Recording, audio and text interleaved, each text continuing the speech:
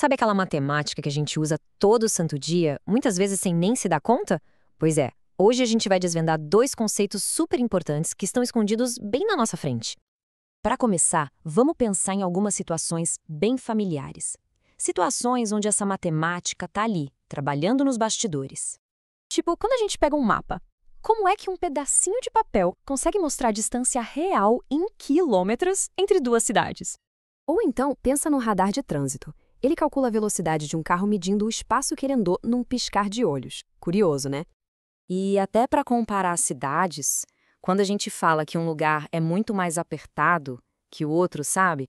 Isso também tem tudo a ver com essa matemática. Tá, mas mapa, velocidade, cidade cheia, o que tudo isso tem em comum?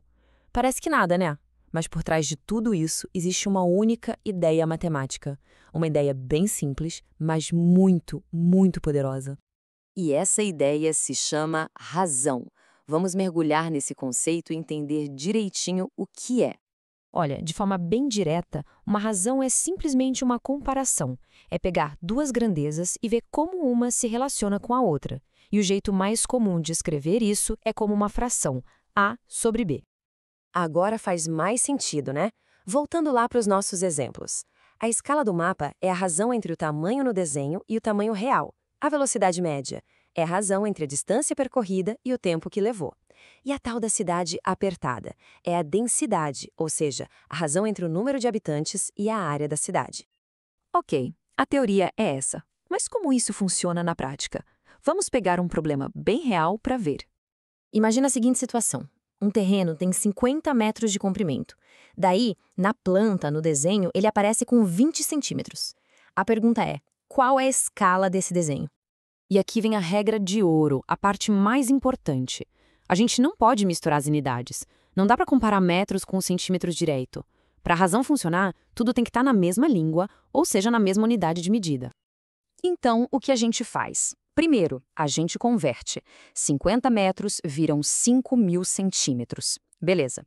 Agora sim, com tudo em centímetros, a gente pode montar a nossa razão e depois simplificar para chegar no resultado.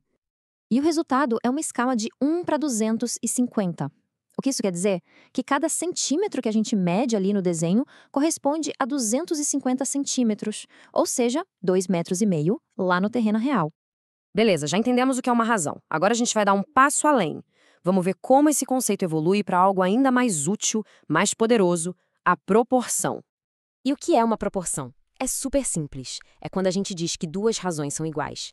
A gente pega uma razão, A sobre B, e diz que ela é igual a outra, C sobre D. É aqui que a coisa fica interessante e a gente começa a resolver uns problemas bem legais.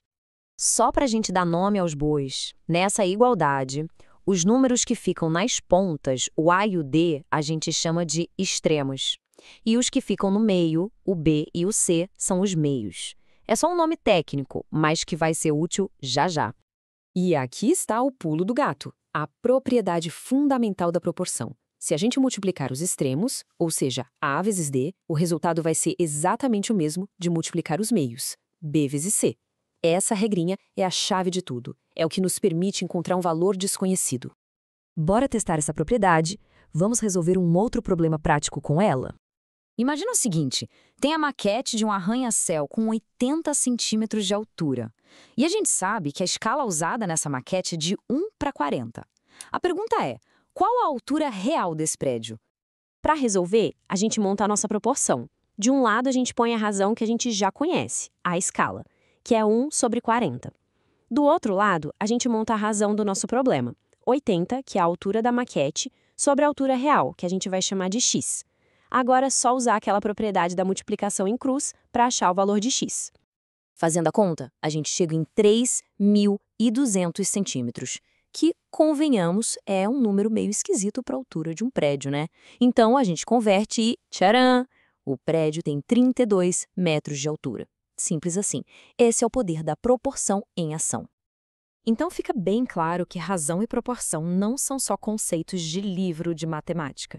São, na verdade, ferramentas super práticas que a gente pode usar para comparar coisas e resolver problemas do nosso cotidiano.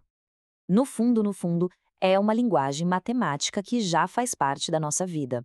A gente talvez só não soubesse o nome técnico que as coisas tinham. A grande lição é que essa estrutura toda nos ajuda a enxergar o mundo de um jeito mais claro e organizado. E isso faz a gente pensar que outras comparações do nosso cotidiano poderiam ficar muito mais simples de entender se a gente usasse uma simples razão.